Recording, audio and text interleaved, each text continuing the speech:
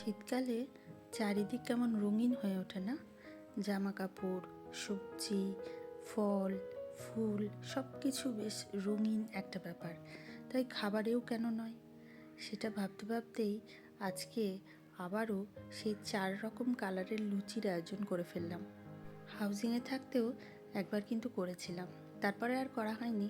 তা ভাবলাম এখন এই বড়দিনের সময়ই করা যাক, তাই ঝটপট রেডি করে ফেললাম। এই হলুদ রঙের যে লুচিটা, এটা না আমি গাজরটাকে গ্রেট করে করেছি। তো গাজরের রং ধরেনি বলে একটু হলুদ রং মিশিয়ে দিয়েছিলাম। সবুজটা নিশ্চয়ই বুঝতে পারছেন, এটা ধনেপাতা আর মটরশুঁটিটাকে পেস্ট করে করা হয়েছে। আপনারা চাইলে আরও একটু পেস্ট করবেন।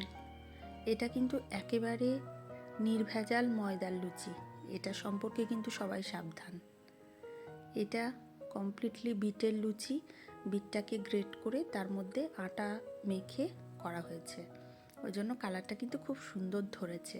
4 রকম লুচি মাখার সময় সম্পূর্ণ আলাদা আলাদা উপকরণ দিয়ে আলাদা আলাদাভাবেই কিন্তু মাখবেন। সাথে স্বাদমতো নুন, মিষ্টি, কালো জিরে, ভাজা গুঁড়ি মশলা, জোয়ান মেশাতে পারেন। শীতের রাত্রে এরকম খেজুর গুড়ের পায়েস দিয়ে বাচ্চা থেকে বুড়ো প্রত্যেকের ডিনার কিন্তু জমে ক্ষীর।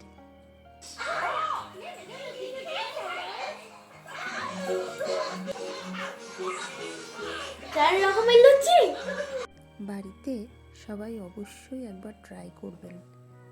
ভালো হয়েছে, এটা ভালো হয়েছে, এটা অনেক ভালো হয়েছে।